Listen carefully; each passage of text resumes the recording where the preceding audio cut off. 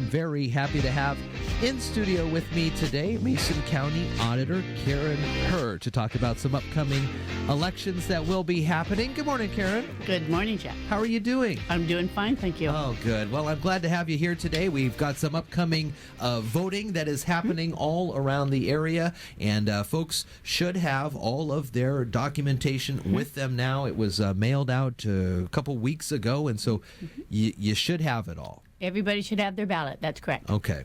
And some key votes for a lot of folks in the Shelton School District areas. So let's talk a little bit about what is on the ballot, what it looks like, and what are some of these thresholds that need to be met. Okay. On the ballot for next Tuesday's election is two fire districts. Fire District 12, which is out in the Matlock area. They're running a levy, and Fire 13 is also running a levy-lidlet, and they are in the Cloqualum area. Pioneer School District is running a replacement levy, as is Shelton School District, also has a replacement levy. And then, of course, there's a Shelton School District bond. So the school district bond has some two requirements. The first one is they have a 60% approval in order to pass. They must get 60% of the people approve the measure. The other requirement is to meet validation requirements, and validation requirements is to have equal or exceed 40% of the voter turnout in that district in the last general election. So let me give you a scenario. Okay.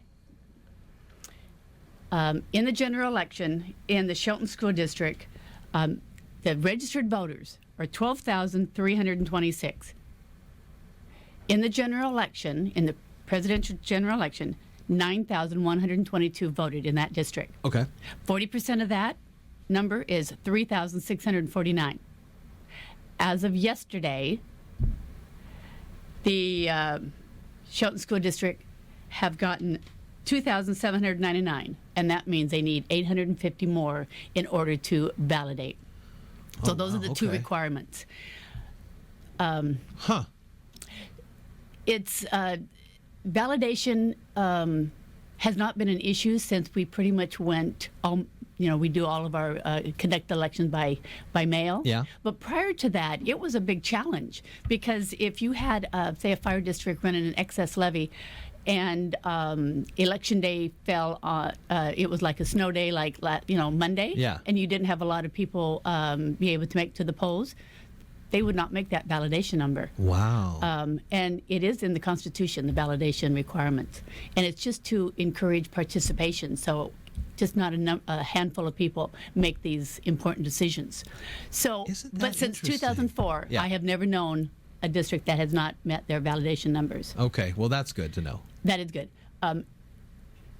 After the presidential or after the general election, we send out validation requirements to all the districts so they know their threshold, they know what they have to get. Okay.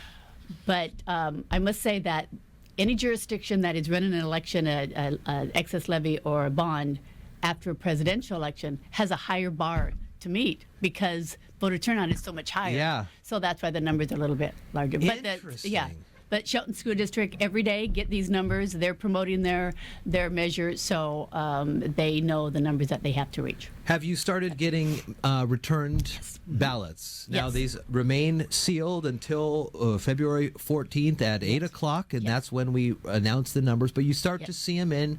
Yes, they don't remain sealed.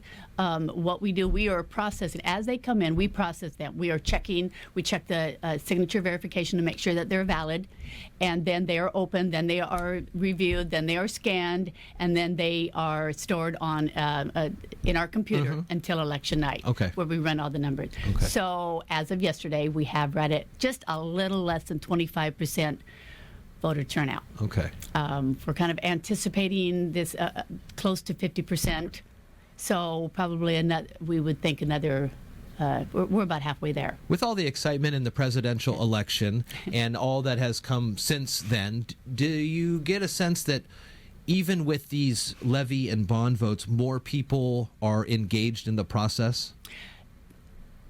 That's what we're anticipating. We have, I'm not sure what, there's a lot of people that are engaged in this election. Yeah. You know, and everything on the ballot is important to those jurisdictions. So what's driving that, I'm not sure. And it might be just the whole talk of continuation. Of the continuation of of elections, and that could be.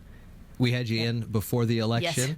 And we were talking about fake elections and votes and voter fraud and things like that. Everything turned out great here. Well, Did it? Ironically, we've just received a letter from the Attorney General and the Secretary of State combined. They sent a letter to each county, and they wanted to know a list of everybody, any voter fraud that has happened in the general election in our counties. They are doing their due diligence to send that to the powers that be, and we have none.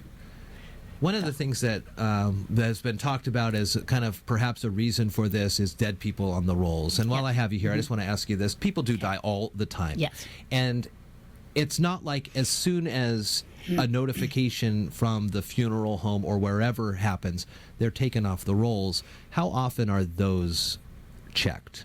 There's a variety of ways that we check them. I mean, we have, obviously, we send ballots. We get somebody has died, they return it, you see, so we get that. We get it out of the newspaper. We, the state vital statistics, all death certificates that are issued in Mason County, and that's within what, I'm not sure, 3 days or within the week, we have access to, and we check that. In Washington State, we have a statewide voter registration database, so they are, they're monitored there, they're monitored in the county. There's a variety of ways that we check to take them off the rolls.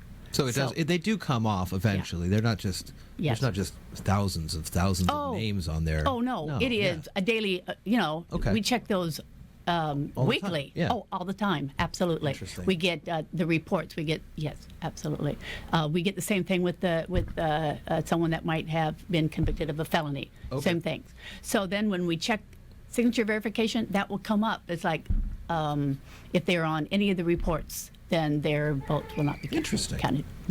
So we do our due diligence. Yeah, for sure. To make sure that everybody that votes is a valid voter. A valid voter. Yes, Mason County Auditor Karen Herr here talking about some upcoming votes. It is Valentine's Day. It has to be postmarked by the 14th or in a drop box by 8 o'clock. Those do get locked, and you can't put them in after the fact, and then we'll get those numbers just after 8. Yes, and the only ballot box that is not open is the one in Hoodsport, because there is there's nothing in that area that is pertains to an election. Oh, okay. So all the rest of them, even though there's nothing up at the north end, a lot of people that maybe drive through that Allen and Belfair can drop it off. In those ballot boxes. Oh, okay. So, Good to know.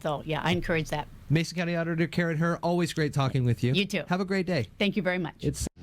Do you know you have access to the fastest internet in Washington State? Switch to iFiber Communications right now and take advantage of our special offers. Pay only $29.95 for 100 megabit high-speed internet, or get 3 months of internet absolutely free. That's right, $29.95 for 100 megabit speeds or 3 months of internet free. Shop, stream, and game like never before with iFiber Communications high-speed internet. Call 360-427-4000 or check us online at ifiber.tv. Subject to credit approval, valid on a 24-month contract.